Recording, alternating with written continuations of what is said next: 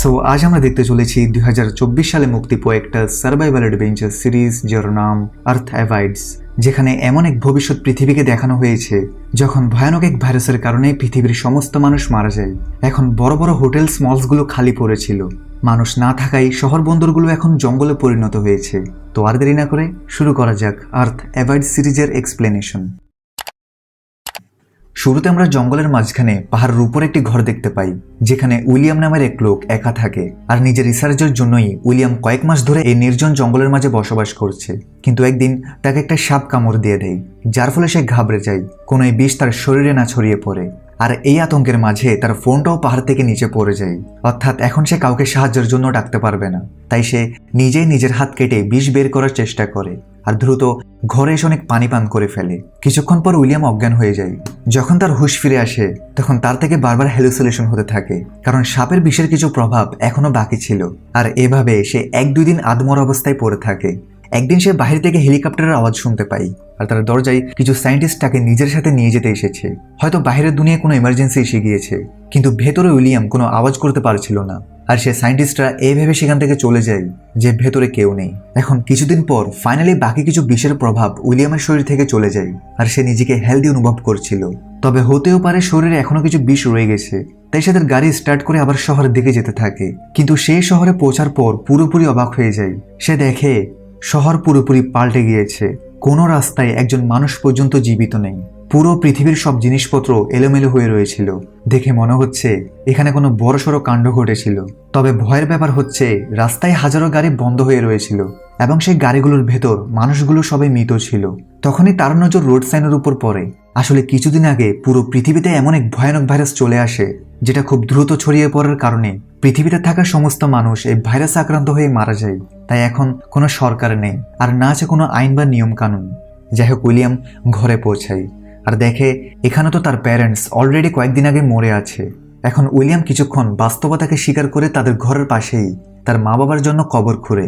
এখন কিছুদিন চলে যায়, আর উইলিয়াম বুঝতে পারে তাদের এই শহরে সে ছাড়া আর কেউ বেঁচে নেই। তবে তার আশা ছিল যে সে ছাড়া এখনো কোনো মানুষ পৃথিবীতে বেঁচে আছে যারা সেই ভাইরাস থেকে ইমিউন রয়ে গেছে। এখন সেফটির জন্য উইলিয়াম তার সাথে একটা বন্দুক আর কিছু সাপ্লাই নিয়ে সে লাস ভেগাস শহরে যেতে থাকে। রাস্তায় যে ব্রিজটি শহরে যাওয়া আসার মাধ্যম ছিল সেটাও ব্লক পড়েছিল। সো উইলিয়াম থেকে খুব লম্বা সফর শেষ করার পর অন্য একটা রাস্তা দিয়ে লাস ভেগাসে আসতে হয়। কিন্তু এই শহরটাও খালি পড়েছিল, এখানে কেউ নেই। বড় বড় হোটেল আর ক্যাসিনো একদম খালি। সো উইলিয়াম এখন ক্লান্ত হয়ে একটা ফেমাস হোটেলে থাকা শুরু করে। এখন যেহেতু এখানে তার জন্য সবকিছু ফ্রি, তাই সে দামি দামি ওয়াইন পান করতে থাকে। কিন্তু পরের দিন রাতে তার কাছে দুজন সার্ভাইভার মিল্টন আর অ্যান আসে, যারা কিনা উইলিয়ামের মতো ওই ভাইরাসে আক্রান্ত হয়নি। তারা বলে যে কয়েকদিন ধরে তারা এমনই দামি দামি হোটেলে থাকছে। মিল্টন তাকে শেষ টিভি ব্রডকাস্ট দেখায়, যেখানে বলা হচ্ছে বিজ্ঞানীরা এই নতুন ভাইরাসের অ্যান্টিডোট বের করতে পারেনি, যার পরে বিভিন্ন দেশে গৃহযুদ্ধ শুরু হয়। মানুষরা ওষুধপত্রের জন্য একে অপরকে হত্যা করতে থাকে। আর কিছুদিনের মধ্যে পৃথিবীর সমস্ত মানুষের মধ্যে কেউ ভাইরাসে আর কেউ খুনাখুনিতে মারা যায়। সাথে উইলিয়াম জানতে পারে সেই ভাইরাস আসার পর মিল্টন আর অ্যান আজ প্রথমবার কোনো জীবিত মানুষকে দেখছে, অর্থাৎ পৃথিবীতে এখন বেঁচে থাকা মানুষদের সংখ্যা খুবই কম। সাথে সে এটাও জানতে পারে এতদিন একা থাকার কারণে মিল্টন আর অ্যানের মানসিক অবস্থা খারাপ হয়ে গিয়েছে। অ্যান এখানে রিভিল করে সে ভিডিওগুলো তার স্বামী আর সন্তানকে মারা যেতে দেখেছে, যার কারণে তার বেঁচে থাকার আশা চলে গিয়েছে। এখন উইলিয়াম কিছুদিন ধরে তাদের সাথে এই দামি হোটেলে থাকা শুরু করে। এত দামি আর ব্র্যান্ডের কাপড় ফ্রিতে পরার কারণে উইলিয়াম থেকে কিছুই ভালো লাগে না।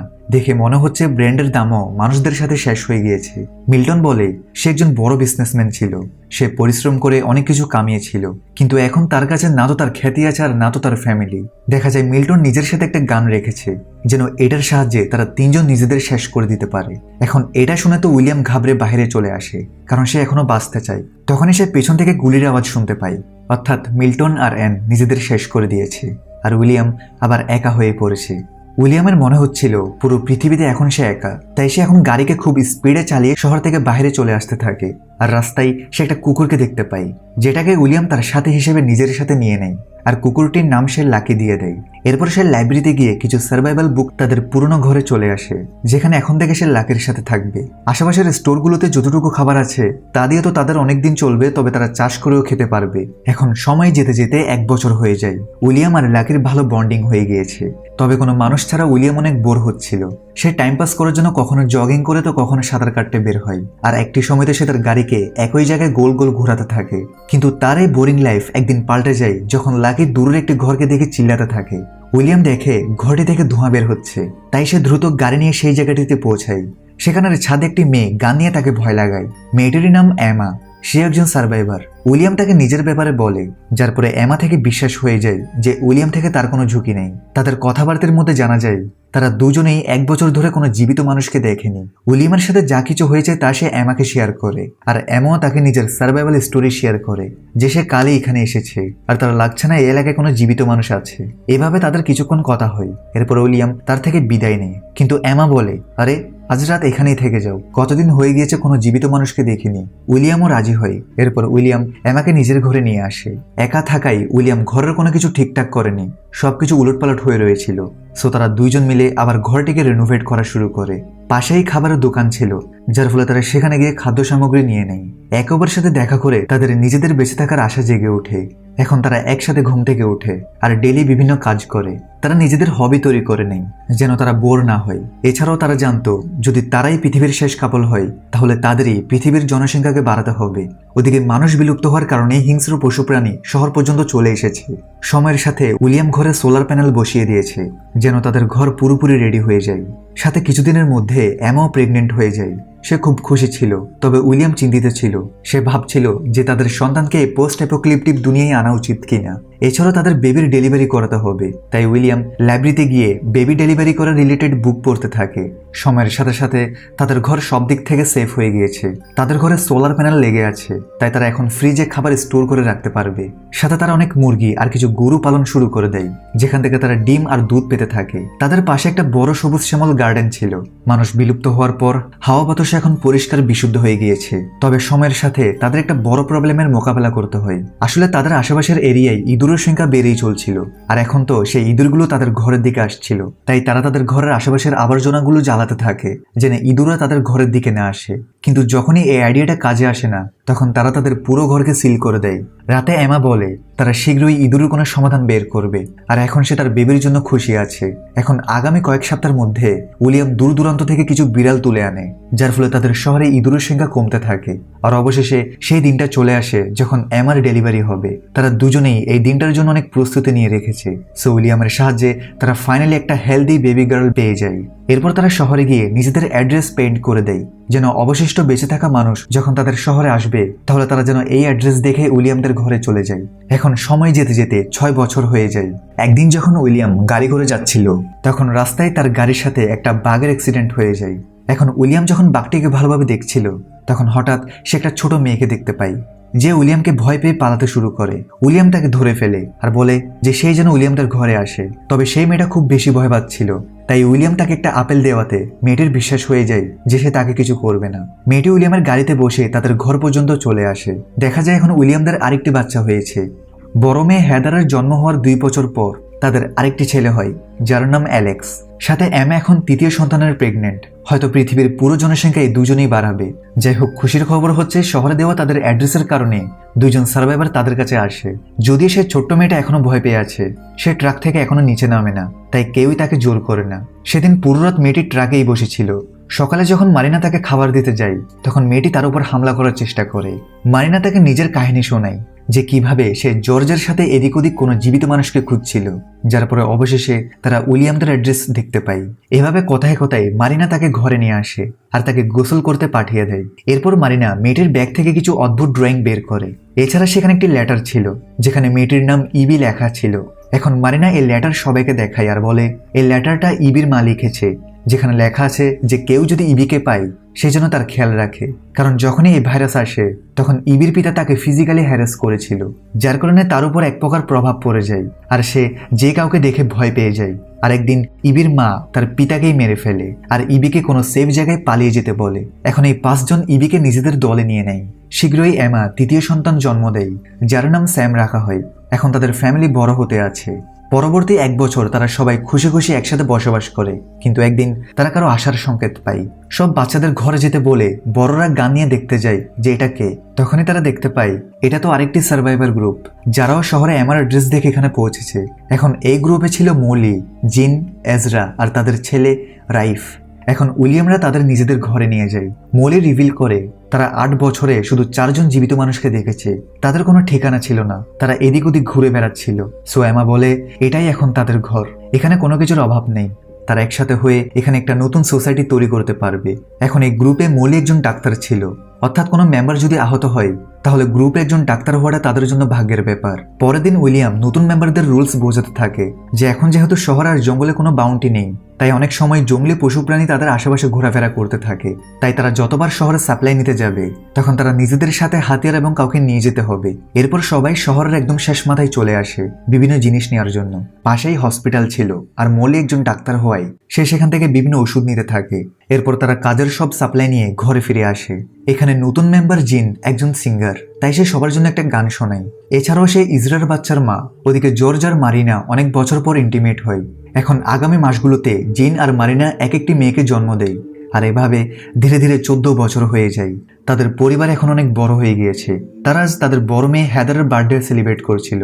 এখানে উইলিয়াম তাদের গ্রুপের সব বাচ্চাদের পড়াতে থাকে যেন তাদের আগের দুনিয়ার সবকিছু জানা থাকে, যে আগের সময় অনেক মানুষ পৃথিবীতে বসবাস করত, সাথে তাদের আচরণ কেমন, তারা কি করত এবং তাদের সামনে কি করা উচিত, এই সব কিছু সে বাচ্চাদের বোঝাতে থাকে।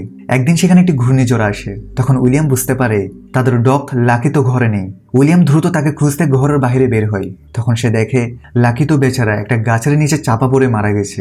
এটাতে উইলিয়াম আর এমা প্রচন্ড কষ্ট পায়, কারণ উইলিয়াম লাকিকে তখন পেয়েছিল যখন সে বাঁচার আশা ছেড়ে দিয়েছিল। লাকি এমার আগে থেকে তার সাথে ছিল। তারা তাদের গার্ডেনে লাকির জন্য একটা কবর বানায় এবং লাকিকে তাদের গ্রুপের প্রথম মেম্বারের উপাধি দেওয়া হয়। এরপর একদিন উইলিয়াম যখন তার বাচ্চাদের খেলা করতে দেখছিল তখন একটা বাঘ তাদের গার্ডেনে ঢুকে পড়ে। উইলিয়াম দ্রুত তার বাচ্চাদের বাঁচানোর জন্য সে ওই বাঘটার সামনে চলে আসে। আর যতক্ষণ পর্যন্ত তাকে বাঁচানোর জন্য কেউ আসে ততক্ষণে বাঘটা উইলিয়ামকে অনেক আহত করে চলে যায়। সবাই মিলে উইলিয়ামকে বাঁচানোর চেষ্টা করতে থাকে। উইলিয়ামের শরীর থেকে প্রচুর রক্তক্ষরণ হয়েছে, তবে ভাগ্যক্রমে তাদের কাছে একজন ডাক্তার এবং ওষুধ থাকায় উইলিয়ামের প্রাণ বেঁচে যায়। আর ওদিকে এম একটা গান নিয়ে সে বাঘটিকে খুঁজে গুলি করে দেয় যেন সামনে থেকে সে বাঘটা আর কাউকে ক্ষতি করতে না পারে। এখন কিছু সপ্তাহের মধ্যে উইলিয়াম আবার চলা শুরু করে আর এখন 17 বছর পূর্ণ হয়েছে। সব বাচ্চারা মোটামুটি বড় হয়ে গিয়েছে। উইলিয়াম তার ছেলে অ্যালেক্স আর স্যামকে সার্ভাইভ করার সব ট্রিক্স শেখাচ্ছিল। আর এদিকে এজরার বড় ছেলে রাইফ উইলিয়ামের মেয়ে হেদারকে পছন্দ করতে থাকে। তারা সবসময় একসাথে থাকে। আর এখন তারা তাদের ফ্যামিলিকে বলে একা বাহিরের দুনিয়া ঘুরতে বের হওয়ার সিদ্ধান্ত নেয়। সবাই জানতো যে তাদের নিজেদের মধ্যেই জনসংখ্যা বাড়াতে হবে, তাই এটাতে কারো আপত্তি ছিল না। তাই তারা তাদের দুজনকে ওয়েপেন্স আর খাবার পানি দিয়ে বিদায় জানায়। কিছুদিন পর দেখা যায় তাদের কাছে পানির সংকট দেখা দেয়। আর পাশের একটি ড্যাম্পে গিয়ে তারা জানতে পারে এখন আশেপাশের সব পানি শুকিয়ে যাচ্ছে। আসলে হঠাৎ মানুষ বিলুপ্ত হওয়ার কারণে ওয়েদার প্রসেস পুরোপুরি পাল্টে যায়, যার কারণে কয়েক মাস ধরে বৃষ্টি হচ্ছিল না। অর্থাৎ গ্রুপের মধ্যে এখন বড় একটা সমস্যা হচ্ছে পানির সমস্যা। তখনই তারা দুটি গাড়ি তাদের দিকে আসতে দেখে, অর্থাৎ তারা ছাড়াও অন্যান্য কোনো সার্ভাইভার এখনো বেঁচে আছে। তাই তারা দ্রুত ঘরে এসে সবাইকে এটা জানায় আর বলে হতে পারে তারা আমাদের জন্য বিপজ্জনক হতে পারে, সাথে তারা আমাদের ঘরও দখল করে নিতে পারে। আসলে গ্রুপটা চার্লির ছিল। সে বলে তারা এখানে তেলের লেনদেন করতে এসেছে। আসলে তাদের কাছে একটা ড্রিল মেশিন আছে যেটা দিয়ে তারা মাটিতে ড্রিল করে উইলিয়ামদের জন্য হ্যান্ডপাম্প লাগিয়ে দিতে পারবে, যার ফলে তারা পানি পেতে থাকবে। কিন্তু এর বদলে সে উইলিয়ামদের পেট্রোল চাই যেন তারা এখান থেকে 500 মাইল দূরের জায়গাগুলোতে যেতে পারে। এখন যেহেতু উইলিয়ামদের গ্রুপের কাছে পানির অভাব, তাই তারা এই অফারে রাজি হয়। এমনিতেও তারা এত পেট্রোল দিয়ে কি করবে। এখন উইলিয়ামের কথাই চার্লির গ্রুপ একটি জায়গায় ড্রিল করা শুরু করে। যেহেতু এই প্রসেস কমপ্লিট হতে অনেক দিন লাগবে, তাই চার্লির গ্রুপ তাদের ভ্যান্সগুলোতে থাকবে। তবে উইলিয়াম সময়ের সাথে সাথে নোটিস করে চার্লি তেমন ভালো মানুষ নয়, কারণ তার কথার মাধ্যমে জানা যায় সে একটি সময় কিছু রিসোর্সের জন্য অনেক সার্ভাইভারদের হত্যা করেছে। এখন এই সব কিছু জানার পর উইলিয়াম তার গ্রুপকে একান্তে বলে তাদের চার্লি থেকে সাবধান থাকতে হবে, সাথে তাদের ঘরকেও সেফটি করতে হবে। এমা বলে এমনিতেও তারা ড্রিল কমপ্লিট করে চলে যাবে, সো তাদের চিন্তা করার কারণ নেই। যাই হোক, আগামী 2 দিন ধরে ড্রিলিং কন্টিনিউ হতে থাকে আর ফাইনালি 4 দিন পর তারা নিচ থেকে পানি বের করতে সফল হয়। এটাতে সবাই খুব খুশি ছিল। উইলিয়াম বলে এখন তাদের ডিল কমপ্লিট হলো, এখন তারা এদের সব পেট্রোল নিয়ে এখান থেকে চলে যেতে পারবে। রাতে সবাই একসাথে সেলিব্রেট করতে থাকে। যদিও উইলিয়াম টেনশনে ছিল, কারণ তার মনে হচ্ছিল চার্লি একজন ভয়ঙ্কর লোক, আর সে এত সহজে এখান থেকে যাবে না। এখন রাতে সবাই ঘুমিয়ে পড়ার পর উইলিয়াম বাহির থেকে কারো চিৎকার শুনতে পায়, আর সে বাহিরে এসে দেখে চার্লি একটা রুম থেকে বের হয়, আর বাহির থেকে তার ফ্রেন্ড সাইলাস পাহারা দিচ্ছিল, যেন কেউ আসলে সে তাকে সংকেত দিতে পারে। উইলিয়াম দ্রুত ঘরটিতে ঢুকে, যেখানে ইভি কান্না করছিল। চার্লি তার সাথে জোর জবরদস্তি করেছে। উইলিয়াম দ্রুত তার গ্রুপকে এটা জানায়। এখন বাকি মেম্বাররা বলে চার্লির গ্রুপের কাছে অনেক হাতিয়ার আছে, আর সে তখন কাউকে বলছিল যে সেখান থেকে আর যাবে না। এখন উইলিয়াম বলে তাহলে তো তাকে মারতে হবে, না হলে সে তার গ্রুপের লোকদের এমন হ্যারাস হতে দেখতে পারবে না। আজ সে ইবির সাথে এমন করেছে, কাল সে আরেকজনের সাথে করবে। এখানে বাকিরা তার কথায় একমত তো ছিল, তবে তারা ডিসকাস করে যে এমনিতেও পৃথিবীতে মানুষ কম, তাই তাদেরকে চার্লিকে মারা উচিত। কিন্তু উইলিয়ামের কথা অনুযায়ী যদি তারা চার্লিকে মেরে ফেলে তাহলে তাদের গ্রুপের সবাই এদের কিছু করবে না। এখন প্ল্যান অনুযায়ী রাতে তারা চার্লিকে চারদিক থেকে ঘিরে ফেলে, আর চার্লির গ্রুপ টের না পায় মতো উইলিয়াম চার্লিকে সোজা প্রাণে মেরে ফেলে। যদিও উইলিয়ামের এটাতে খারাপ লাগে, কারণ প্রথমবার সে কারো প্রাণ নিয়েছে, তবে সে তার গ্রুপের জন্য এটা করেছে। এর পরের দিন সকালে উইলিয়ামের গ্রুপ চার্লির গ্রুপকে জানায় এখন তারা যেন বদলা নেওয়ার কথা না ভাবে, তারা চাইলে এখানেই থাকতে পারবে, তবে তাদের এদের কাজে সাহায্য করতে হবে। আর তারা যদি যেতে চায় তাহলে এখনই সারা জীবনের জন্য চলে যেতে পারবে।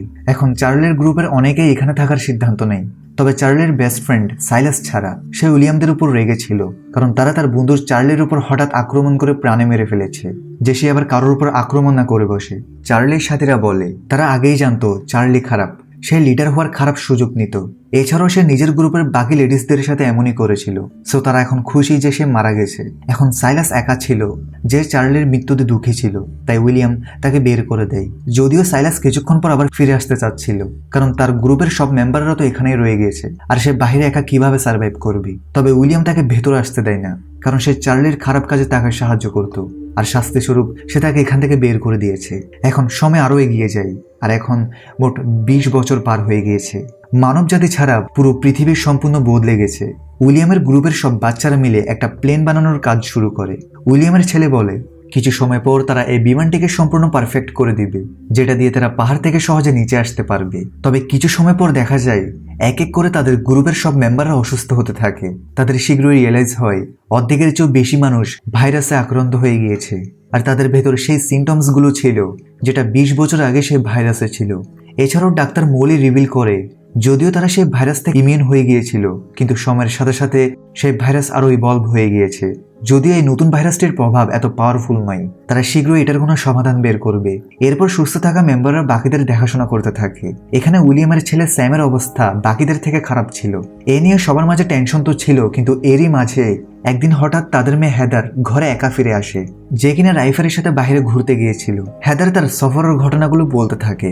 সে বলে সে গাড়ি নিয়ে শহরের মধ্যে দিয়ে অনেক দূর দূরান্ত পর্যন্ত গিয়েছে। তারা প্রতিদিন নতুন নতুন জায়গায় মানুষদের খুঁজছিল, কিন্তু প্রত্যেকবারই প্রত্যেক শহরে তারা কাউকে পায় না। তারা চেষ্টা করছিল যে কোনো জীবিত মানুষকে পাওয়া যায় কিনা। কিন্তু একদিন যখন তারা একটা পাহাড়ে ক্যাম্পিং করছিল, তখন হঠাৎ তারা একটা লোককে দেখতে পায়। হেদার লোকটির পিছু করে, ততক্ষণে লোকটি সেখান থেকে সরে গিয়েছে। তবে কিছু সময় পর সেই লোকটা পেছন থেকে এসে রাইফেলের উপর ছুরি রাখে, আর এখান থেকে আমরা জানতে পারি এটা আর কেউ নয় বরং সাইলাস, অর্থাৎ চার্লির সেই বেস্ট ফ্রেন্ড, যাকে উইলিয়াম বের করে দিয়েছিল। আর এটার বদলা নেওয়ার জন্য সে রাইফকে মেরে ফেলে, আর হেদারও তাকে মেরে দেয়। হেদার রাইফের কাছে আসে, কিন্তু ততক্ষণে দেরি হয়ে গিয়েছে, আর দ্রুত চিকিৎসা না হওয়ার কারণে রাইফ সেখানেই মারা যায়। তীরের মধ্যে তাকে দাফন করার পর হেদার আবার ঘরে ফিরতে থাকে, এবং রাস্তায় তার গাড়ির তেল শেষ হওয়ার কারণে সে বাকিটা পথ হেঁটে অতিক্রম করে। এখন এখান থেকে হেদারও জানতে পারে বেশিরভাগ মেম্বাররা আবার সেই ভাইরাসের কারণে আক্রান্ত হয়ে গিয়েছে। তবে এই ভেরিয়েন্ট আগের মতো পাওয়ারফুল নয়, আর ডাক্তার মলি এটার চিকিৎসা খুঁজছে। স্যামের জ্বর কমানোর জন্য তাকে ঠান্ডা পানিতে নামানো হয়। এখন কিছুদিন পর ডাক্তার মোলের দেওয়া ওষুধ খাওয়ার ফলে সবাই আবার সুস্থ হতে থাকে, কিন্তু এই ওষুধ স্যামের উপর কাজ করছিল না, আর সে তার প্যারেন্টসের সাথে শেষবারের মতো কথা বলে দুনিয়া ছেড়ে চলে যায়। উইলিয়াম এই ঘটনার পর অনেক ভেঙে পড়ে। স্যাম ছাড়াও তাদের গ্রুপের 3 মেম্বার মারা গেছে। এমা উইলিয়ামকে বোঝায় যখন আমাদের কাছে কিছুই ছিল না, তখন শুধু আমরা 2 জন মিলে থাকা শুরু করেছিলাম। আমাদের কাছে একটা পুরো গ্রুপ রয়েছে, আর আমরাই ভবিষ্যৎ পৃথিবীর জনসংখ্যা বাড়াবো। এখন উইলিয়াম হাল না ছেড়ে গ্রুপের বাচ্চাদের রেডি করতে থাকে। এরপর উইলিয়াম একটি পাহাড়ের চূড়ায় গিয়ে সানরাইজ দেখতে থাকে। তার রিয়েলাইজ হয় 20 বছর পর পৃথিবী কতটা পাল্টে গিয়েছে। সে আবার ফিরে গিয়ে বাচ্চাদের একটা স্পিচ দেয়, যে তারা এতদিন ভুল পথে এগোচ্ছিল। তারা আগের পৃথিবীর সময়ের মতো হতে চাচ্ছিল, তবে পৃথিবী এখন আগের অবস্থায় নেই। তাই এখন থেকে তাদের প্রকৃতির হিসাব অনুযায়ী শিখতে হবে। তাদের প্রকৃতিই শেখাবে যে কিভাবে তারা এই নতুন আবহাওয়ায় বাস করতে পারবে। এরপর তারা রেডিওকে আবার চালু করতে থাকে যেন তারা নিজেদের মধ্যে কমিউনিকেশন করতে পারে। তারা নতুন সমাজ তৈরি করবে। তারা সোশ্যাল ইভেন্টস রাখবে যেন বাচ্চারা বুঝতে পারে যে কিভাবে মানুষ একটা সোশ্যাল জীব। তারা আশেপাশের শহরগুলোকে নিজের মতো করে রেনোভেট করে দেয়। এখন ধীরে ধীরে এই নতুন দুনিয়ার 50 বছর হয়ে যায়। বৃদ্ধ উইলিয়াম তার নাতিকে বলে এই নতুন মানব সভ্যতা তাদেরই বংশধর, যেটাকে এখন তাকে সামনে এগিয়ে নিয়ে যেতে হবে। আর এই হ্যাপি এন্ডিং এর সাথে এই সিরিজ এখানেই শেষ।